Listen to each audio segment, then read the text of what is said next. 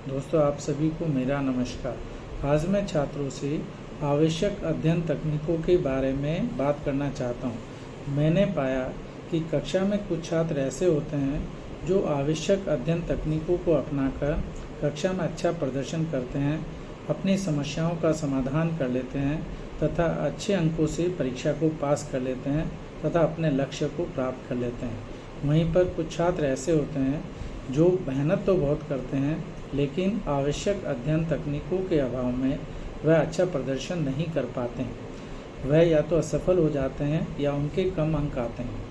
इसलिए आज हम आवश्यक अध्ययन तकनीकों के बारे में विस्तृत रूप से चर्चा करना चाहते हैं ताकि वह छात्र जो आवश्यक अध्ययन तकनीक नहीं जानते हैं वह भी उनके बारे में जान लें, उनको अपनाकर वह भी अच्छा प्रदर्शन कर सकें। इसलिए अब हम इसी बारे में विस्तृत रूप से चर्चा करना चाहते हैं। आप इस वीडियो को अंत तक देखें ताकि आप सभी आवश्यक अध्ययन तकनीकों के बारे में जान सकें और अपना प्रदर्शन सुधार सकें। आज हम इन्हीं पर विस्तृत रूप से चर्चा करते हैं। बच्चों के लिए आवश्यक अध्ययन तकनीकों के बारे में विस्तृत जानकारी निम्न है।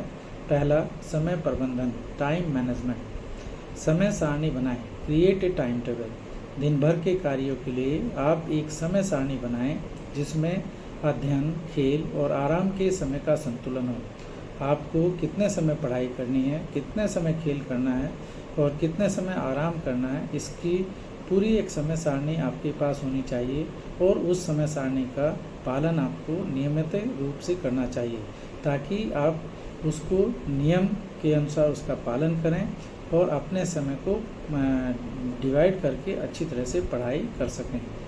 प्राथमिकताएं तय करें, सेट प्रायोरिटीज़। महत्वपूर्ण कार्यों को पहले करें, बाद में कम महत्वपूर्ण कार्यों को निपटाएं। इस प्रकार से जो आपको इम्पोर्टेंट कार्य लगते हैं उसके लिए समय पहले से निर्धारित करें और जो आपको कम महत्वपूर्ण कार्य लगते हैं उसके लिए बाद में समय रखें ताकि आपके कार्य भी होते रहें और महत्वपूर्ण कार्य पिछड़ ना जाएं। इसलिए आपको ज़रूरी है कि आप प्रायोरिटीज़ को तय करें और उस प्रायोरिटीज़ के अनुसार ही अपना कार्य करें ताकि आपके कार्य सही ढंग से हो सकें और उत्कृष्टता से हो सकें, अच्छे ढंग से हो सकें और आप उनको सफलतापूर्वक कर सकें। विश्राम के लिए समय निकालें, टेक ब्रेक्स। हर 45-60 मिनट के अध्ययन के बाद 10 से 15 मिनट का विश्राम लें। विश्राम लेने से आप तरोताज़ा हो जाते हैं, आपको बीच में रेस्ट मिल जाता है तो आप पढ़ाई के लिए तैयार हो जाते हैं, अगली पढ़ाई के लिए तैयार हो जाते हैं। इसलिए आप 45 से 60 मिनट के अध्ययन के बाद 10 से 15 मिनट का विश्राम अवश्य लें। नंबर 2, सक्रिय अध्ययन, एक्टिव लर्निंग। आस्क क्वेश्चंस, सवाल पूछें। अध्ययन करते समय खुद से सवाल पूछें, उनका उत्तर खोजें। यदि आपको उनका उत्तर न मिले तो किताबों से उनका उत्तर खोजने का प्रयास करें। आप ऑनलाइन भी उनके उत्तर खोज सकते हैं। अगर तब भी आपको उसका सेटिस्फैक्ट्री आंसर ना मिले तो आप अपने साथियों से भी उसका उत्तर पूछ सकते हैं, अपने शिक्षकों से भी उसका उत्तर पूछ सकते हैं। इस प्रकार से आप एक्टिव लर्निंग करते रहें। नंबर 2, संपूर्ण जानकारी का संश्लेषण, समराइज इन्फॉर्मेशन। पढ़े हुए विषयों का सारांश बनाएं, दृश्य सहायक उपकरणों का उपयोग करें, चार्ट, डायग्राम, फ्लो चार्ट का उपयोग करें। इस प्रकार से आप पढ़ाई इस प्रकार से करें ताकि वह आपकी समझ में आए और जो भी आपने जानकारी इकट्ठी की उसको समराइज़ करें ताकि समय पर वह जानकारी आपको उपलब्ध हो सके और आप उसका रिवीजन कर सकें और परीक्षा के समय उसकी तैयारी सही ढंग से कर सकें। नंबर 3, अच्छे नोट्स बनाएं, इफेक्टिव नोट्स टेकिंग। संक्षिप्त और स्पष्ट, B concise and clear. Notes आपके छोटे हों और स्पष्ट हों ताकि आप उन नोट्स से परीक्षा के समय पढ़ाई कर सकें। वह नोट्स आपकी समझ में आए, बिल्कुल क्लियर हों, कंसाइज हों और आपको इस प्रकार से उनको तैयार करना है ताकि परीक्षा को तैयारी के समय आपको उसमें कम से कम समय लगे, अच्छी तरह से वो आपकी समझ में आए और अच्छी तरह से उनको तैयार कर सकें और उन्हीं से आप सारे प्रश्नों का उत्तर दे सकें। Highlight and underline, highlight and underline करें। महत्वपूर्ण बिंदुओं को हाईलाइट करें, उनको अंडरलाइन करें ताकि आप रिवीजन करते समय उन पर ध्यान दे सकें, उनको तैयार कर सकें और उन बिंदुओं के आधार पर ही आप अपना उत्तर लिख सकें। क्रिएट डायग्राम एंड चार्ट्स, जानकारी को चार्ट्स और डायग्राम के माध्यम से दर्शाएं ताकि वह जानकारी आपको अवश्य उपलब्ध हो सके और तैयारी के समय वह जानकारी आपके सामने क्लियर हो, ताकि आप उससे तैयारी करके परीक्षा में सभी प्रश्नों का उत्तर दे सकें। नंबर 4, समूह अध्ययन, ग्रुप स्टडी। अध्ययन समूह बनाएं, फॉर्म स्टडी ग्रुप्स। समूह में पढ़ाई करने से विभिन्न दृष्टिकोणों से विषय को समझने में मदद मिलती है। अतः आप अच्छे छात्रों के साथ ऐसे ग्रुप बनाएं जिसमें आप पढ़ाई कर सकें, दूसरे छात्रों से सहायता आपको मिल सके और उस पढ़ाई को आप एक दूसरे से कंसेप्ट भी क्लियर कर सकें, एक दूसरे से सहायता ले सकें, एक दूसरे से प्रश्नों के उत्तर प्राप्त कर सकें। विचार विमर्श करें, डिस्कस आइडियाज़। कठिन विषयों पर आप समूह में चर्चा करें ताकि आप एक दूसरे के विचार को समझ सकें और ऐसे प्रश्नों के उत्तर भी आपको प्राप्त हो सके जो आप नहीं जानते हैं। प्रश्नोत्तरी सत्र, क्विज सेशन। समूह में प्रश्नोत्तरी सत्र का आयोजन करें।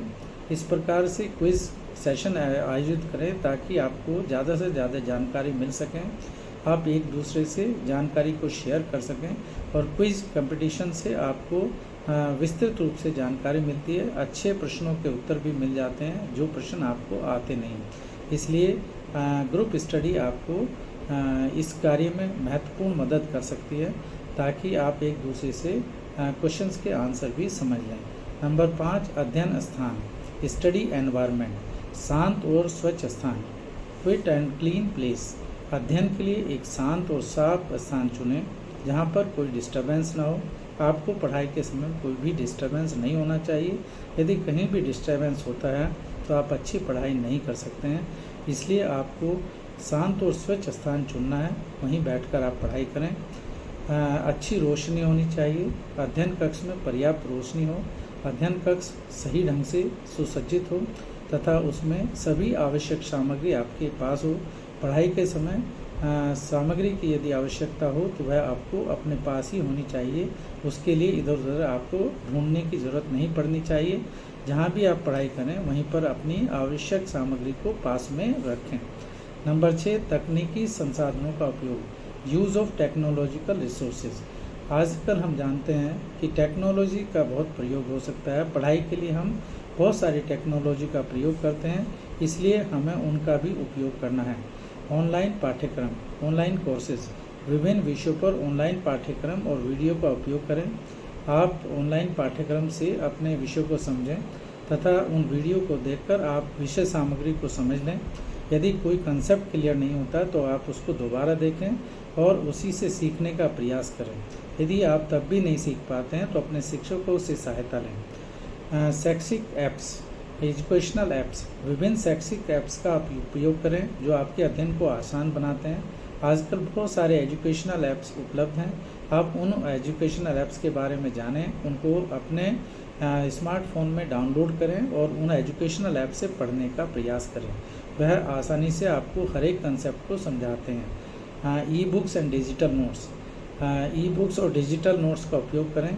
ई बुक्स और डिजिटल नोट्स से आपको सारी सामग्री अपने सामने मिल जाती है और उन नोट्स के माध्यम से आप परीक्षा की तैयारी अच्छी तरह से कर सकते हैं।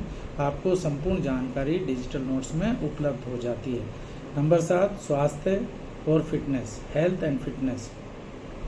स्वास्थ्यकर आहार, हेल्दी डाइट। पौष्टिक आहार लें जिससे मस्तिष्क और शरीर दोनों स्वस्थ रहें।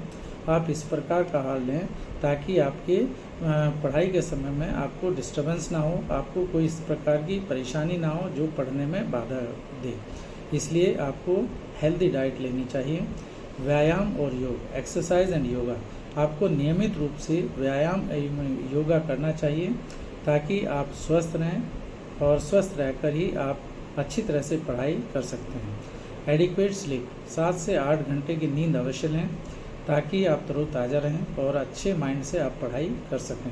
नंबर 8, स्वयं मूल्यांकन, self assessment. Test and quiz, take test and quizzes.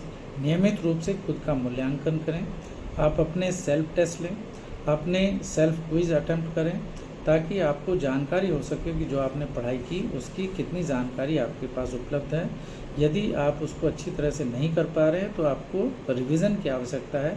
इसलिए अपने टेस्ट लेकर आप अपना मूल्यांकन करें बीच बीच में मूल्यांकन अवश्य करते रहें ताकि आपको पता चलता रहे कि आपने कितनी तैयारी की और अभी आपको कितनी और तैयारी की आवश्यकता है। टेक फीडबैक, अपना फीडबैक लें, अपने शिक्षकों से, साथियों से फीडबैक लें, अपने आप भी सेल्फ टेस्ट लेकर अपना फीडबैक लें ताकि आपको पता चल सके कि आपने कितना रिवीजन अभी तक कर लिया है और कितनी अभी और आवश्यकता है।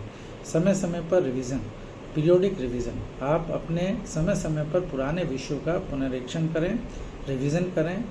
तब तक आप रिवीजन करते रहें जब तक कि आपकी तैयारी पूर्ण ना हो पाए। इस प्रकार से रिवीजन करते हुए आप अपनी परीक्षा की तैयारी को अच्छी प्रकार से कर सकते हैं और आप उसमें सफल हो सकते हैं।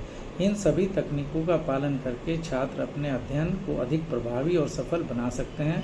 अध्ययन में निरंतरता और समर्पण आवश्यक है। आज मैं आपको एक ऐसे ही छात्र की स्टोरी सुनाने जा रहा हूँ जिसने अध्ययन तकनीकों को अपनाकर अच्छे अंकों से परीक्षा पास की। यह आपके लिए एक प्रेरणादायक स्टोरी है, इसको आप ध्यान से सुनें। राहुल एक साधारण छात्र था जिसने पढ़ाई में ज़्यादा रुचि नहीं थी। उसके माता पिता उसकी सफलता को लेकर चिंतित थे। वह नियमित रूप से स्कूल जाता था लेकिन उसका ध्यान पढ़ाई में कम और अन्य गतिविधियों में अधिक रहता था। उसके सामने निम्न चुनौतियाँ थीं। पहली, ध्यान में कमी, पढ़ाई में ध्यान वह केंद्रित नहीं कर पाता था। नंबर 2, समय प्रबंधन, पढ़ाई के लिए समय निकालना मुश्किल हो रहा था।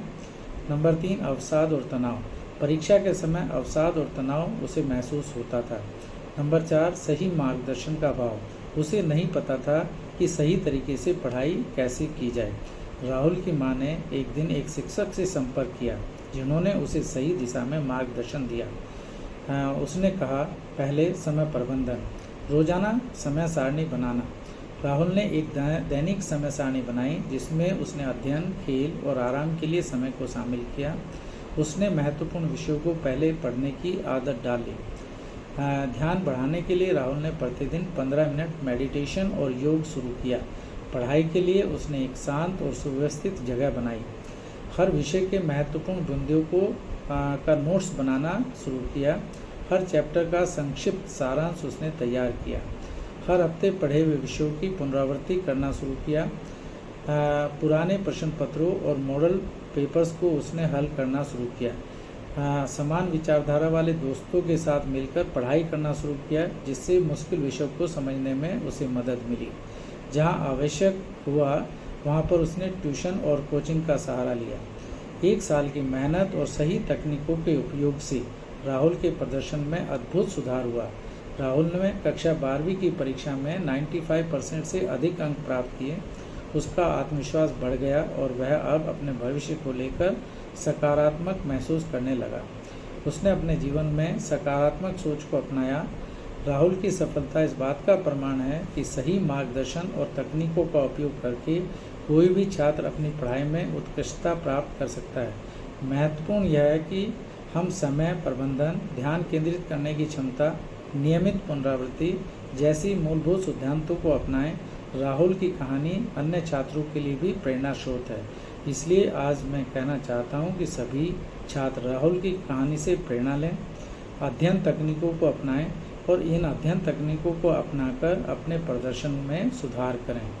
आप यदि इन अध्ययन तकनीकों को अपनाएंगे तो आपका प्रदर्शन सुधरेगा, आपके अंकों में वृद्धि होगी, आप अच्छा प्रदर्शन कर पाएंगे, आप अपने लक्ष्य को प्राप्त कर पाएंगे।